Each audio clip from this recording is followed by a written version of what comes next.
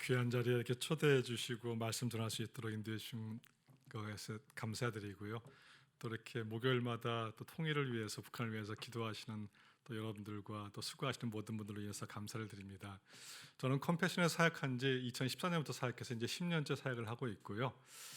그 전에 제가 소망교회 부목사로 있었는데 곽선희 목사님께서도 혼자 월남하셔갖고 늘 그 북한에 계신 아버지, 어머니에 대한 이야기를 하시면서 소망교회는 그 본당 들어갈 때 북한을 위한 헌금함이 아예 있어서 상시적으로 북한에 대한 헌금을 하면서 또 북한을 위한 많은 일들을 했던 것이 제가 참 기억이 납니다. 그리고 나서 저는 이제 미국에 담임 목사로 목회를 하러 가서 9년 정도 사역한 다음에 이제 한국교회와 컴패션이 북한을 준비하는 이 일을 함께 하기 위해서 이제 귀국해서 2014년부터 이 일을 감당을 하고 있습니다. 컴패션이 지금 한국교회와 함께 북한을 준비하는 일을 하고 있는데 거기에는 한 가지 굉장히 컴패션이 특별한 이유가 있습니다. 그래서 무엇이냐면 컴패션이 6.25 동란과 굉장히 밀접한 관계가 있기 때문에 그렇습니다. 컴패션은 어떻게 시작됐냐면요, 1952년도에 추운 겨울날이었는데 그때 미군 병사들에게 복음을 전하기 위해서 미국에서 수완스 목사님이 오셨다가 그 전쟁 참상 속에서 그 겨울날 수많은 한국 아이들이 죽어갔고 그 아이들의 시체가 미군 군용 트럭에 의해서 버려져 가는 그런 장면을 목격하시고서는 거기에 충격을 받고 미국에 가셔서 미국 교회마다 다니시면서, 즉 한국 아이들이 구걸할 때 들었던 그 깡통을 들고서 교회마다 다니시면서 지금 한국이 전쟁을 만나서 수많은 어린이들이 추위와 굶주림으로 죽어가고 있고 그 아이들의 시체가 쓰레기처럼 버려지고 있는데 이 아이를 누가 살릴 수 있겠냐고 호소하기 시작했고요. 여러분, 52년도면은 미국 사람들은 한국이란 나라가 어디에 있는지 들어보지도 못한 그런 나라였지만 그 한국의 어린이들을 살리겠다고 해서 미국의 성도님들이 기금을 모으기 시작한 것이 컴패션의 시작이 되었습니다. 이렇게 6.25 때문에 시작되었던 컴패션이 이제 93년도까지 41년 동안 한국은 수혜국으로 도움을 받다가 이제 한국은 잘 살게 되었으니까 철수했다가 2003년도에 다시 컴패션이 들어왔는데 그때는 도움을 주는 후원국으로 들어왔습니다. 그래서 지금은 한국을 비롯해서 미국, 영국, 프랑스, 독일, 이탈리아, 네덜란드, 뉴질랜드, 캐나다 이런 12개 나라가 힘을 합쳐서 전 세계 27개국에 있는 230만 명이 넘는, 즉 전 세계에서 가장 많은 어린이들을 양육하는 그런 국제 어린이 양육기구로 발전을 하게 되었습니다. 이제 통일의 때를 바라보면서 사실 제가 미국에서 담임 목회를 하다가 뉴욕에서 담임 목회직을 사임하고서 한국으로 돌아올 때는 한 가지 확신이 있었기 때문에 제가 돌아왔습니다. 그 확신은 뭐였냐면은 하나님은 전능하시기 때문에 하나님 마음만 먹으시면 통일은 반드시 이룰 수 있다는 거. 제가 그 확신이 없다면은 제가 왜 담임 목사직을 내려놓고 내려왔겠습니까? 근데 그 확신이 있었기 때문에 이제 그 사역을 컴패션이 준비하고 있어서 또 한국교회가 그 사역을 하기 위해서 이제 귀국해서 이 사역을 감당을 하고 있습니다. 아마 여러분 2018년도부터 우리가 살아가고 있는 이 한반도 땅에 급격한 정세 변화가 일어나고 있다는 거 여러분 아실 겁니다. 2018년도에 어떤 일이 있었느냐? 대통령의 임기 중에 한 번도 있을까 말까한 그런 남북 정상회담이 2018년도에 무려 3차례나 있었습니다. 또 그해 어떤 일이 있었느냐? 우리가 전혀 상상할 수 없었던 역사적으로 처음 있는 북미 정상회담이 2018년도에 있었습니다. 이런 일련의 일을 겪으면서 정말 이 한반도 땅에 무엇인가 큰 일이 일어날 거다, 변화가 일어날 것이다, 그런 많은 기대감 속에 그 다음에 2019년도에 이제 하노이에서 제2차로 북미 정상회담이 열렸습니다. 1박 2일로 열렸고 정말 많은 사람들이 이제 2차 북미 정상회담을 통해서 정말 놀라운 결과가 나타날 것이다, 이런 많은 기대를 했었지만은 그런 결과와는 다르게 협상이 결렬되었고 각자 나라로 돌아가서 북한은 지금도 계속해서 미사일을 쏘아대고 있고 미국의 경제 제재는 아직도 풀리지 않은 상태입니다. 그런데 그런 실망감 속에 있다가 바로 그 해 4달 지난 다음에 어떤 일이 또 있었느냐? 2019년 6월 30일 날 우리가 상상도 할 수도 없었던 일이 또 일어났는데 바로 판문점에서 남한과 북한과 미국의 정상이 모여서 이런 또 정상회담을 하는 이런 일이 일어나면서 이거 다시 또 한반도 땅에 큰 변화가 있겠구나, 이런 기대를 가졌지만은 역시 돌아가서 지금까지 큰 변화는 일어나지 않고 있고요. 오히려 북한은 작년에 22년도에 지금까지 중에서 가장 많은 미사일, 즉 63개가 넘는 탄도미사일을 발사했고 올해는 벌써 이제 5개월도 채 지나지 않았는데 벌써 15차례에 걸쳐서 30개의 각종 미사일 실험을 단행을 했습니다. 지금 북한의 핵무기 보유 개수를 약 88개에서 89개로 추정을 하고 있고요. 2030년까지 늘어날 수 있는 핵무기 그 무기의 숫자를 166발로 예상을 하고 있습니다. 정말 우리가 살아가고 있는 이 한반도 땅에는 앞으로 어떤 일이 어떻게 일어날지 알지 못하는 상황 속에서 우리가 살아가고 있습니다. 저는 이런 상황 속에서 과연 하나님께서는 저 북한에 대한 마음, 하나님의 마음은 어떠할 것인가를 오늘 말씀을 통해서 여러분들과 함께 나누어 보고자 합니다. 오늘 본문 말씀은요, 성경 말씀 중에서도 굉장히 의미를 갖는 말씀입니다. 물론 모든 성경 말씀이 다 의미가 있지만은 오늘 말씀에 특별한 의미를 갖는 이유는 무엇이냐면 오늘 성경 본문 말씀에는 예수님이 이 세상을 떠나시면서 남기셨던 마지막 말씀이 있습니다. 우리가 세상을 떠나면서 마지막 남기는 말을 유언이라고 합니다. 유언은 내가 살아있는 내 가족들이나 내 사랑하는 사람들에게 가장 남기고 싶은 그 말을 남기는 것이 유언인데 오늘 예수님께서 이 세상을 떠나시면서 마지막 남긴 말씀이 무엇이었냐면 너희는 땅끝까지 이르러서 내 증인이 되리라. 즉 땅끝까지 복음을 전하는 증인의 삶을 살라는 것이 주님의 예언의 말씀이었습니다. 예언이 갖는 의미는 무엇이냐면요, 우리가 다 누군가의 자식인데 우리 부모님께서 유언의 말씀을 남기셨다고 한다면 자식의 마땅한 도리는 그 유언의 말씀을 지켜 행하는 것이 자식의 마땅한 도리입니다. 그렇다면 우리의 부모님이신 주님께서 우리에게 유언의 말씀을 남기셨다고 한다면요, 우리가 주님의 자녀라고 한다면 우리의 마땅한 도리는 무엇이냐면 우리도 평생 그 주님의 유언의 말씀을 마음속에 간직하면서 그 유언의 말씀대로 살아야만이 우리도 하나님의 자녀로서 부끄럽지 않은데 주님께서 우리에게 유언으로 주신 말씀이 땅끝까지 이르러서 증인이 되라고 하셨는데 그렇다면 과연 땅끝이 어딘가 하는 것입니다. 땅끝이 어디입니까? 여쭤보면 많은 분들이 먼저 아프리카를 생각하십니다. 또는 아마존 밀림지대에 사람들이 가지 않는 오지 이런 어려운 곳을 땅끝이라고 생각을 하는데 물론 땅끝 맞습니다. 그런데 주님께서 말씀하신 땅끝은 훨씬 더 범위가 넓습니다. 하나님이 말씀하신 땅끝은 어떤 곳이냐면요, 복음이 전해지지 않은 곳, 또 이 세상에 사람들의 고통과 신음과 아픔이 있는 곳은 어느 곳이나 다 하나님 말씀하신 땅끝입니다. 왜냐하면 하나님의 땅끝은 무엇이냐면요, 하나님이 이 세상을 보셨을 때, 이 세상을 보실 때 하나님의 아픈 마음이 있는 곳은 어디나 다 하나님이 말씀하신 땅끝이라는 것입니다. 그런 의미에서 우리의 이웃이 아직 복음을 알지 못하거나 우리의 이웃이 아파하고 신음하고 있다고 하면요, 바로 우리의 이웃이 하나님이 말씀하신 땅끝이라는 것입니다. 자, 그러면 북한은 어떤 곳이냐? 여러분, 북한은요,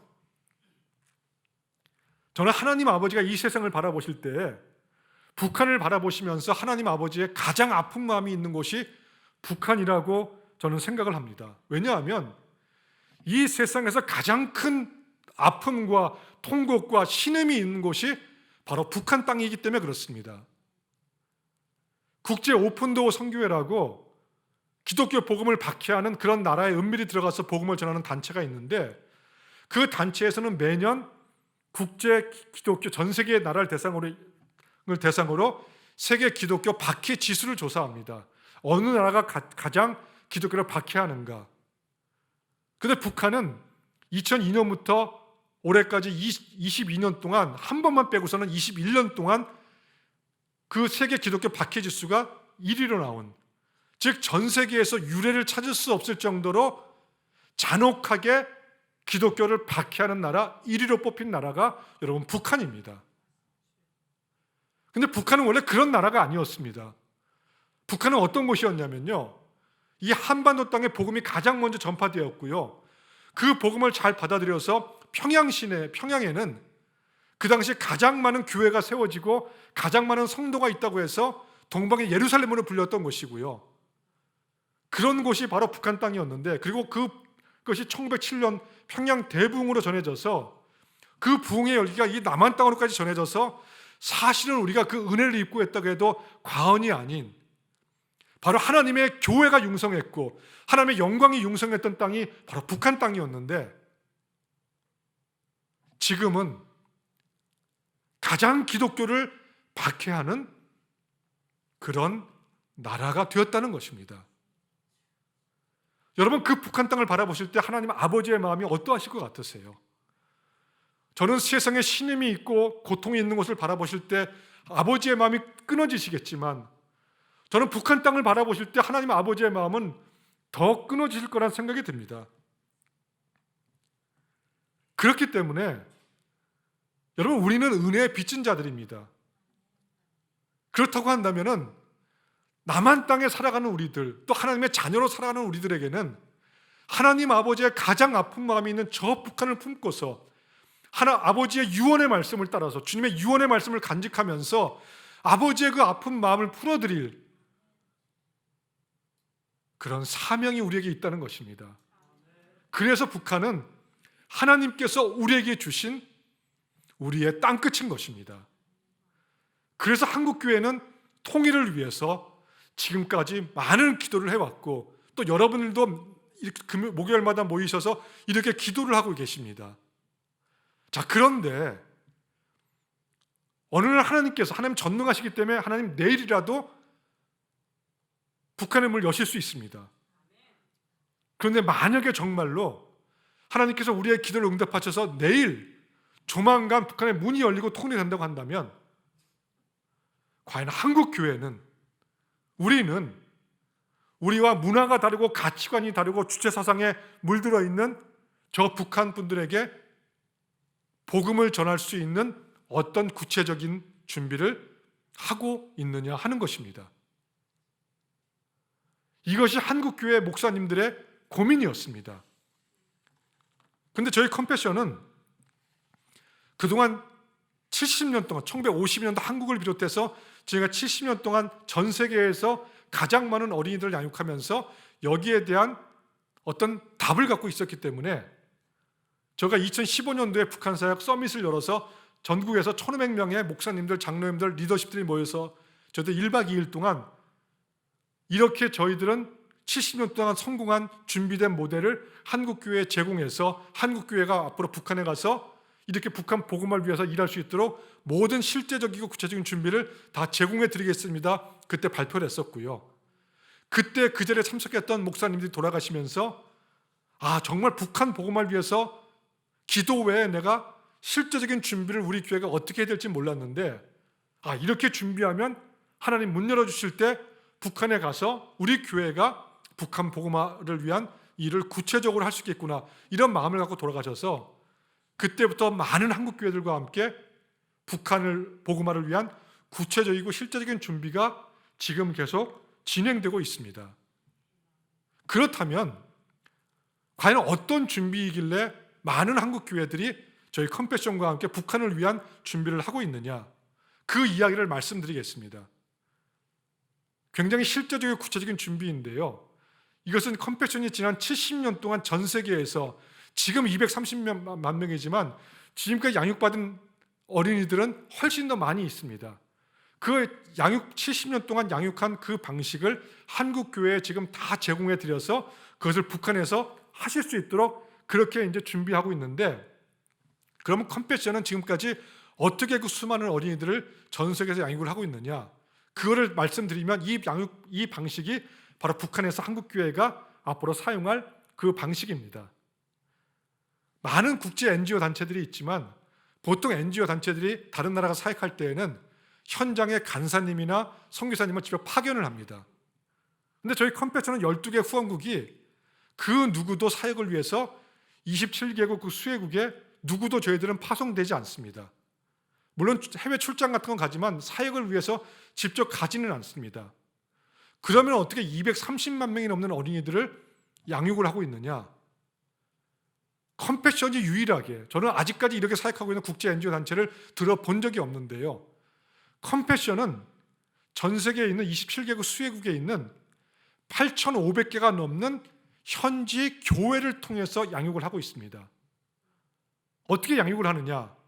현재 있는 교회가 그 지역사회에 있는 가난한 어린이들을 위해서 어린이 센터를 열 수 있도록 컴패션은 12개 후원국에서 그 아이들을 1대1로 후원하는 그 후원금을 현지에 있는 교회로 보냅니다. 그러면 교회에서는 어린이 센터를 열어서 수백 명의 어린이들이 등록을 하게 되면 그 어린이들의 후원금이 전달이 되면은 그 후원금을 가지고 첫 번째 하는 일이 뭐냐면 바로 이 방식이 앞으로 한국 교회가 북한에서도 똑같이 적용할 방식입니다. 아이들에게 그 아이들을 위해서 전달된 후원금을 가지고 첫 번째 하는 일이 뭐냐면 아이들을 학교 갈 수 있게 해줍니다.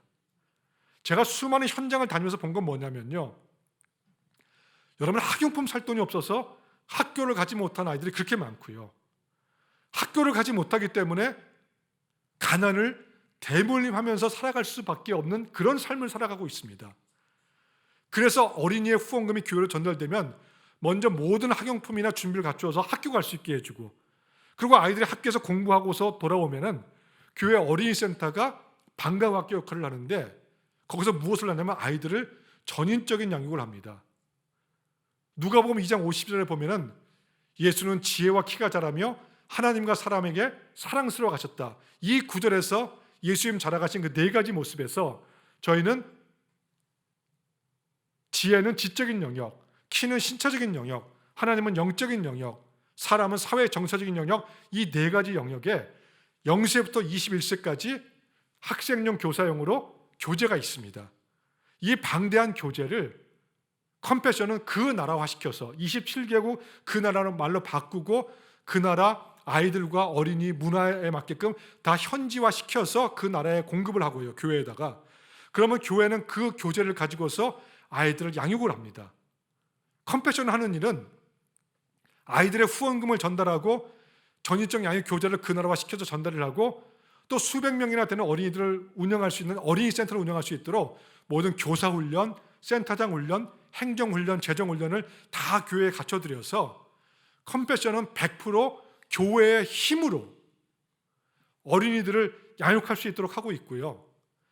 제가 현장을 다니면서 또 놀란 사실이 있습니다.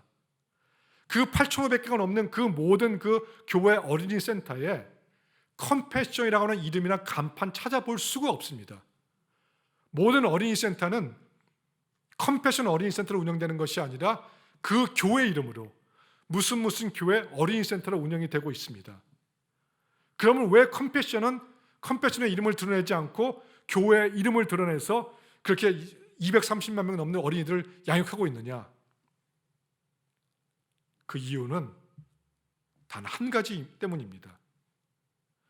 여러분, 지금까지 수많은 NGO 단체들, 수많은 나라들이 가난의 문제를 해결하기 위해서 막대한 돈을 퍼부어댔습니다.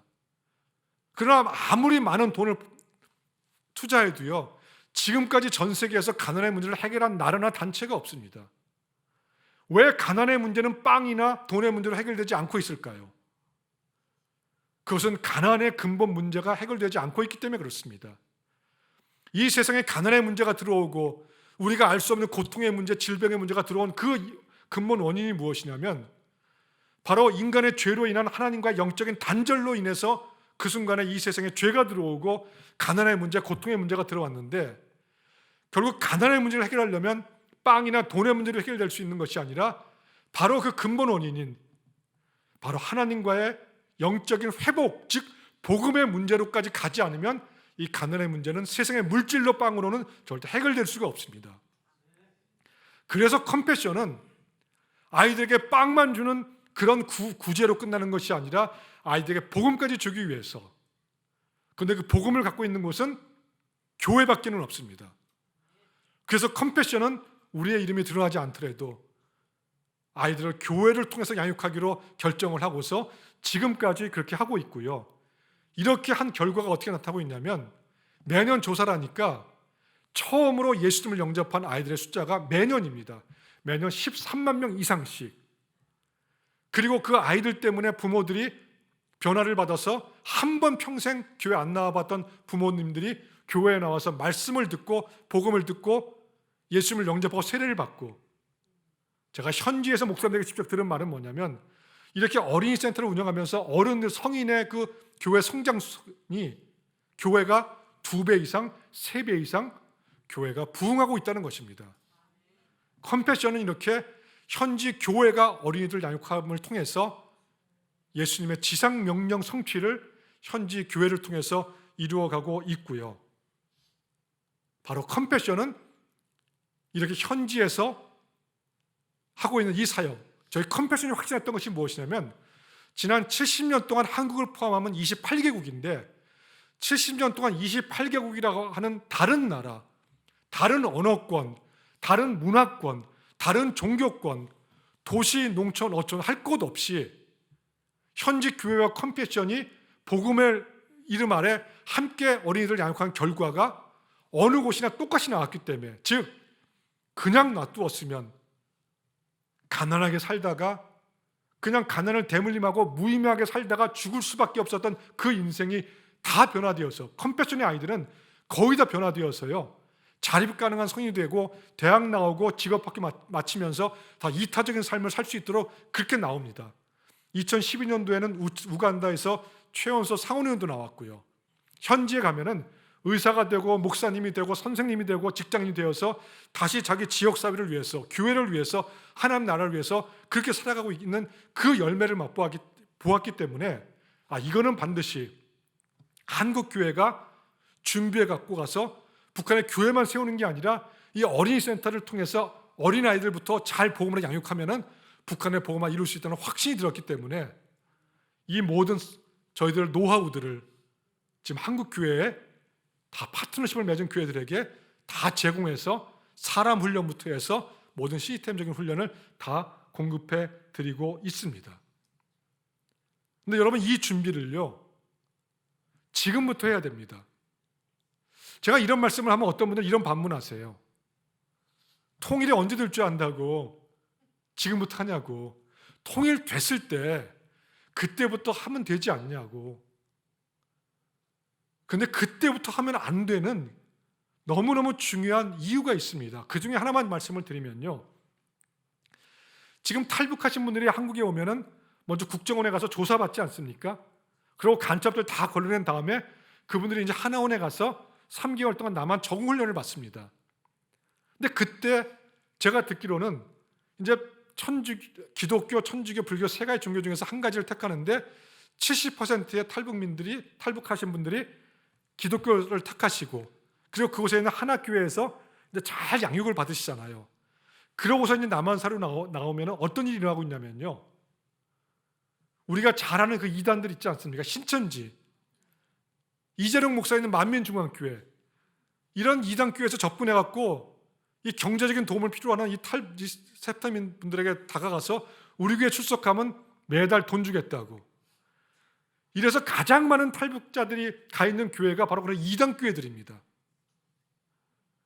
여러분, 만약에 지금 통일이 된다고 한다면 어떤 일이 일어날까요? 한국교회는 준비 안 돼 있고요, 이단들은 어떤 수단과 방법을 가리지 않고 물량공세든 뭐든 해갖고서는 북한에 가서 북한 분들 미혹할 준비 다 끝내놨습니다. 통일교는 몇십 년 전부터 평화 자동차 산업을 시작해갖고서는요, 북한의 자동차 산업에 기여해서 그 공로를 인정받아서 북한 시내에 통일교 건물이 있고, 그 건물 안에 통일교회가 공식적으로 있어서 평양 시민 중에는 통일교 그 교회를 기독교로 알고 있는 그런 분들도 있습니다. 이단들, 다른 종교들, 북한의 요소마다 사업 거점 다 마련하고서 북한 정부에 기여하면서 기회만 되면 자기들의 그 잘못된 교리들, 종교들 전파할 준비 다 해놓고 있는데, 가장 준비가 안 된 곳이 어디냐? 안타깝지만 한국 교회입니다. 그저 막연히 통일되면 북한의 교회 세우면 60년대, 70년처럼 사람들이 모여들겠지 하는 감상주의적인 생각을 갖고 있지만, 탈북하신 분들이 공통적으로 얘기하는 것이 북한 분들 눈치 빠르기 때문에 한국 교회가 남한에서 이렇게 손가락질 받는 그런 모습으로 북한에 가서 북한 뭐 한다면 다 북한 주민들 교회에 등들릴 것이라고 이야기하고 있습니다. 교회가 미리 준비하지 않으면 북한을 복음화할 기회를, 골든타임을 놓칠 수밖에 없기 때문에 이 준비를 지금부터 하지 않으면 안 되는 이유가 바로 여기에 있습니다. 여기에는 역사가 주는 교훈도 있습니다. 여러분, 독일은 우리와 같이 똑같은 분단 국가였지만 1989년 11월 9일 날 베를린 장벽이 무너지면서 통일된 지 33년이 넘었습니다. 자, 33년이 넘었는데 어떤 결과가 나타나고 있느냐?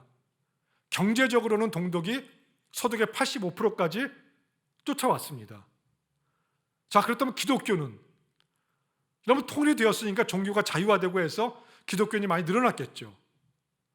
근데 지금 결과가 어떻게 나타나고 있느냐? 서독의 기독교인은 30년 전보다 지금 더 줄었고요. 동독의 기독교인은 30년 전보다 지금 늘어나지 않고 오히려 조금 더 감소했습니다. 아니, 종교의 자유화가 이루어졌는데 어떻게 동독의 기독교인이 줄을 수가 있느냐? 이건 제가 논문을 통해서 확인한 바입니다. 서독교회가 통일을 위해서 기도는 많이 해서 통일은 이루어졌지만 정말 그들과 문화가 다르고 가치관이 다르고 사상이 다른 그 동독 사람들에게 복음을 전할 그들에게 맞는 구체적인 준비를 하지 않은 결과가 이렇게 나타나고 있습니다. 여러분, 지금 우리가 준비 안 된 상태에서 통일된다고 하면 어떤 일이 날까요? 이런 독일의 역사적인 전철을 밟을 수밖에 없고요. 30년 통일된 후 30년이 지나도 남한의 기독교인은 지금도 줄어들고 있는데 더 줄어들고 북한의 기독교인도 늘지 않고 줄어들었다고 한다면 나중에 우리가 하나님 앞에 갔을 때 주님께서 땅끝까지 이뤄서 복음을 전하라 그랬고 하나님 아버지의 가장 아픈 마음 있는 북한을 위해서 우리를 남한에 태어나게 하셔서 그 땅을 품고서 기도하고 준비하고 그 땅에 다시 하나님의 교회가 회복되고 하나님의 영광이 회복되는 그 일을 우리에게 좀 감당해 달라고 우리에게 땅끝으로 주셨는데 우리가 주님 앞에 갔을 때 무슨 할 말이 있겠습니까?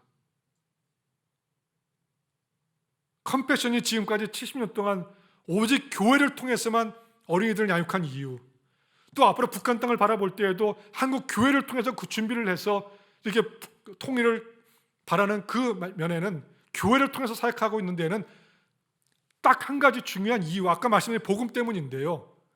여러분 한번 이런 생각 해보시기 바랍니다. 해보신 적 있는지 모르겠어요.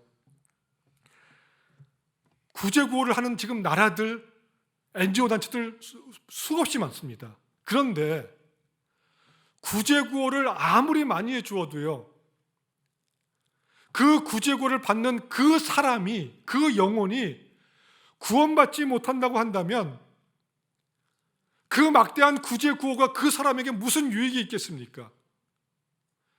잠깐 동안의 배고픔을 해소하는 그런 것밖에는 큰 유익이 없습니다. 여러분, 배고픈 사람이나 배부른 사람이나 많이 배운 사람이나 못 배운 사람이나 세상의 권세를 다 누리는 사람이나 세상에서 천하게 여김받는 사람이나 모든 사람들에게 똑같이 가장 필요한 것은 무엇이냐면요, 그것은 빵이나 그런 것이 아니라 영원한 생명을 줄 수 있는 복음입니다. 우리가 세상의 그 모든 것을 내 자식에게, 내가 누군가에게 세상의 모든 것 다 줬다고 해도요, 내가 그 사람에게 복음을 주지 않았다고 한다면 나는 그 사람에게 아무것도 주지 않은 게 됩니다. 그러나 비록 내가 부족하고 천하고 내가 약하고 그래서 내가 세상의 것은 줄 수 없었어도 내가 그 누군가에게 영원한 생명을 줄 수 있는 복음을 줬다고 한다면 나는 이 세상에서 가장 소중한 것을 준 겁니다. 근데 그 복음을 갖고 있는 곳은 교회 밖에는 없습니다. 그래서 컴패션은 지금까지 오직 100% 교회를 통해서만 어린이들을 양육하는 이유가 바로 거기에 있습니다. 여러분, 통일이 되었다고 할 때 북한에 있는 우리 북한 주민들께서 가장 필요로 하는 것이 무엇일까요? 물론 그들에게 빵도 필요합니다. 인권의 회복도 필요합니다. 의료제도도 필요하고 복지제도도 필요할 것입니다. 그러나 북한 주민들에게 가장 필요한 것은 영원한 생명을 줄 수 있는 복음입니다. 그래서 컴패션은 그 준비를 한국 교회와 함께 하고 있고요. 이 준비를 하면서 항상 저희들이 잊지 않고 기억하고 있는 한 문장은 무엇이냐면 소망의 땅 북한, 교회가 희망입니다. 하는 것입니다. 그래서 한국 컴패션은 지금 한국 교회, 그런 뜻을 가진 교회들에게와 파트너십을 맺어서 그런 교회들이 북한에 가서 교회만 세우는 게 아니라 전 세계에서 성공한 그 어린이 센터 모델을 미리 준비시켜 드리는 작업을 하고 있는데, 얼만큼 준비가 되어 있냐면, 아까 제가 전 세계에서 쓰고 있는 전인적 양육 교재를 말씀드렸잖아요. 그 전인적 양육 교재를 저희가 너무 양이 많아서 저희들 혼자도 안 돼서 파이디온이라고 하는, 우리나라에서 교재를 가장 잘 만드는 전문인들이 제일 많은 그 파이디온과 함께 그 교재를 북한한 작업을 다 맞춰갖고 9억 원 들여서 저 3년에 걸쳐서 다 준비해 놨습니다.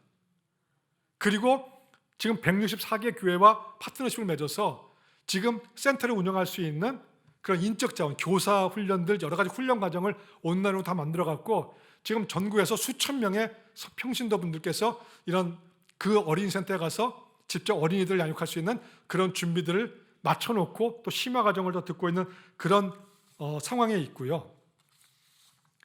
또 그 다음에 기도회, 지금 저희 컴패션이 한반도 평화연구원하고 숭실대 평화통일연구원하고 또 주빌리하고 연합해갖고 가장 북한의 최신 정보를 입수해서 그 정보를 기도화해서 그걸 또 저희 컴패션 영상으로 만들어서 또 그런 기도 운동하는 곳에다가 또 배포해서 정말 가장 지금 필요한 북한의 것을 위해서 기도하는 그런 것도 함께 전개하고 있고, 또 올해부터는 무엇을 저희들이 한국 교회에 공급해 드리고 있냐면요, 파트너십 맺은 교회들에게 보통 6.25 주간이 되면은 교회들마다 평화 통일 주간을 해갖고서는 그 6.25 주간에 이제 통일에 대한, 선교에 대한 이야기들을 많이 합니다.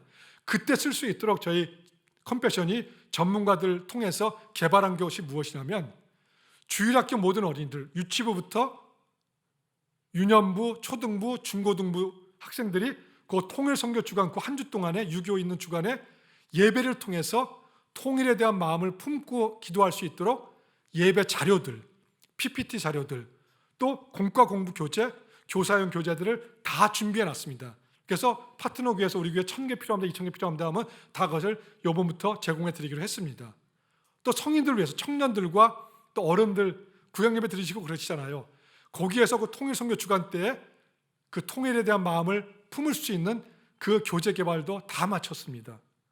그리고 가정에서 자녀들과 부모들이 함께 가정 예배를 드리면서 정말 우리가 왜 통일을 위해서 기도하고 해야 되는지에 대해서 가정 예배를 드릴 수 있는 그것까지 다 준비해서 이번에 저희 파트너십 교회에 다 제공해 드려서, 그래서 구체적으로 한국 교회가 계속 그 마음을 품고서 기도하면서 준비할 수 있는 그런 역할들을 저희 컴패션이 지금 한국 교회와 함께 담당을 하고 있습니다. 이런 준비와 함께 또 함께 해야 되는 준비가 바로 기도입니다. 그래서 저는 목요일마다 이렇게 주빌리가 또 한 달에 한 번씩 전국에서 또 기도 운동을 하는 것이 얼마나 귀하고 감사한지 모릅니다. 어떤 분들은 이런 생각하는 분도 있습니다. 내가 뭐 하는 기도가, 나 같은 사람 한 사람이 하는 기도가, 내가 또 주님을 위해서 하는 뭐 시간을 내어서 헌신하는 거, 물질 내어서 헌신하는 거, 이게 뭐 그렇게 대단한 역할을 하겠습니까? 그런 분도 계신데요. 여러분, 절대 그렇지 않습니다. 제가 마지막 이 이야기를 하고서 오늘 말씀을 마치겠는데요. 지금부터 157년 전인 1866년도에 있었던 일입니다. 그때 미국의 상선인 제너럴 셔먼호가 이제 조선과 교육을 하기 위해서 대동강을 건너서 거슬러 올라오고 있었는데, 그 배에 누가 타고 있었냐면 26세의 영국 선교사인 토마스 선교사가 타고 있었습니다. 근데 그 배가 대동강변, 평양에 있는 대동강변 그 강가에 다 이르렀을 때 조선 관군의 폭격을 받아서 이 제너럴 셔먼호가 불타면서 침몰하게 되었습니다. 그 다급한 순간에 이 토마스 선교사가 가지고 왔던 성경책들을 대동강변으로 막 던졌고요. 한 권의 남은 성경책은 자기 가슴에 품고서 조선 땅을 밟자마자 그 대동강변에 무릎이 꿇린 채 박충곤이라고 하는 관원에게 그 자리에서 목이 잘려서 죽었습니다. 여러분, 26년 동안 조선 땅에 복음을 전하기 위해서 준비했는데 조선 땅을 밟자마자 복음 한마디 전하지 못하고 목이 잘려 죽었습니다. 세상적으로 볼 때 이 토마스 선교사의 인생은 성공한 것이었습니까? 실패한 것이었겠습니까? 실패한 것이었습니다. 그런데 그 후에 이런 일들이 일어났습니다. 그 토마스 선교사가 대동강변으로 막 던졌던 그 성경책을 호기심에 주워서 집으로 가져간 사람들이 있었습니다. 그 사람들 중에서 최치량이라고 하는 사람은 나중에 자기가 가지고 온 그 성경책을 어느 날 우연히 읽다가 복음을 영접하고 나중에 평양교회를 세우는 사람이 되었습니다. 박영식이라고 하는 사람, 이 사람도 그 성경책을 호기심에 주워 갖고 왔다가, 여러분 옛날에 보면 그 창호지 같은 거 다 창호지 문 엮고 구멍이 얼마나 많이 나 있었습니까? 또 벽지도 막 쭉쭉 찢어져 있었는데 이 성경책의 종이질이 좋으니까 자기가 주워 갖고 온 그 성경책 가지고서 잘 오려 갖고 창호지 구멍 낸 데 바르고 벽지 뜯어진 데 바르고 이렇게 집을 막 성경책으로 도배하고 해놨다가 어느 날 그 성경을 우연히 보다가 주님을 영접하게 되고 나중에 자기의 집을 평양 널다리 교회 처소로 제공하는 사람이 되었습니다. 토마스 선교사가 목이 잘려 죽기 직전에 자기의 목을 자르는 박충권에게 자기 가슴에 품었던 마지막 성경책을 주었습니다. 박충권은 그 성경책을 가지고 왔다가 어느 날 그 성경을 읽다가 회심을 하고 나중에 평양교회의 장로가 되었습니다. 여러분, 조선 땅을 밟자마자 개신교 최초의 순교회자가 되었던 그 토마스 선교사의 그 순교의 피를 주님께서 절대로 헛되이 하지 않았다는 것입니다. 그 후에 그 순교의 피가 뿌려졌던 그 대동강변 거기에 있는 평양 땅에는 가장 많은 교회가 세워지고 가장 많은 성도가 있다고 해서 한국의 예루살렘으로 불리게 되었고요. 그 순교의 피는 그 후 1907년 평양 대봉으로 연결이 되었고요. 1000만 기독교인의 출발이 되었습니다. 여러분, 근데 이런 일들이 그 토마스 선교사 그 한 분의 순교 때문에 일어날 수 있었을까요? 절대로 그렇지 않습니다. 고국인 영국을 등지고서 조선 땅에 복음을 전하기 위해서 조선 땅으로 떠나고 있는 그 토마스 선교사의 등 뒤에는 누가 있었느냐? 그 토마스 선교사를 위해서 자신의 시간을 들여서 기도를 하는 수많은 무명의 기도의 동역자들이 있었습니다. 토마스 선교사의 뒤에는 누가 있었느냐? 토마스 선교사의 그 조선 선교를 위해서 물질로 후원하는 수많은 무명의 동역자들이 있었습니다. 토마스 선교사 뒤에는 누가 있었느냐? 토마스 선교사가 품었던 그 조선 민족을 자기들도 품고서 함께 기도하는 수많은 무명의 동역자들이 있었기 때문에 그 무명의 동역자들, 세상은 기억하지 못하고 역사는 기억하지 못하지만 하나님은 기억하십니다. 그런 무명의 동역자들이 있었기 때문에 이 조선 땅에, 이 한반도 땅에 이런 역사가 일어날 수 있었고요. 그 역사는 지금도 이 한반도를 통해서, 남과 북을 통해서 지금도 진행 중에 있습니다. 오늘 여러분들이 나와서 이렇게 기도하시는 거, 또 우리 한 사람 한 사람이 주님의 나라를 위해서, 교회를 위해서, 또 북한을 위해서 기도하는 그 하나하나가, 또 시간과 물질을 헌신하는 그 하나하나가 결코 헛되지 않을 것이고요. 언젠가는 하나님의 영광을 위해서 다 모여지게 될 것입니다. 물방울 한 방울 한 방울은 아무 의미가 없는 것 같지만요, 그 물방울들이 모여서 시냇물이 되고요, 그 시냇물들이 모여서 강물이 되고요, 그 강물이 모여서 이 세상을 덮는 바닷물이 되는 것처럼 우리의 기도, 우리의 수고 헌신이 모여서 결국은 저 북한 땅뿐만 아니라 이 온 세상을 하나님의 영광으로 덮게 될 것입니다. 앞으로 하나님이 문을 열어주실 그 날을 소망하면서 북한을 위해 기도하고 준비하는 여러분들을 통해서 지금은 가장 절망의 땅이고 통곡의 땅인 북한이 반드시 소망의 땅으로 바뀌게 될 것입니다. 기도하겠습니다. 하나님 아버지, 이 세상을 바라보시면서 아버지의 마음이 날마다 순간순간 너무도 아프실 텐데, 특별히 저 북한 땅을 바라보시면서 그곳에 있는 신음소리와 아픔소리를 들으시면서 아버지의 마음은 얼마나 찢어지실까. 그 아버지의 마음을 저희들도 마음속에 조금이라도 담아서 아버지의 그 마음이 있는 그곳에, 그 북한 땅을 우리의 땅끝으로 삼고 그곳에서 기도하면서 준비하여서 다시 그 땅에 교회가 세워지고 하나님의 영광이 회복되는 그 날을 기대하며 쓰임받는 저희 모두가 될 수 있도록 인도하여 주시옵소서.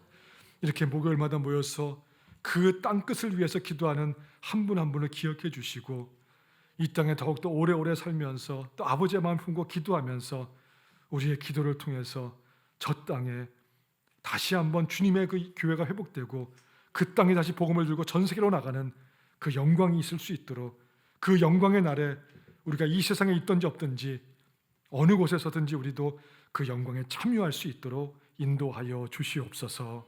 예수님의 이름으로 기도드립니다. 아멘.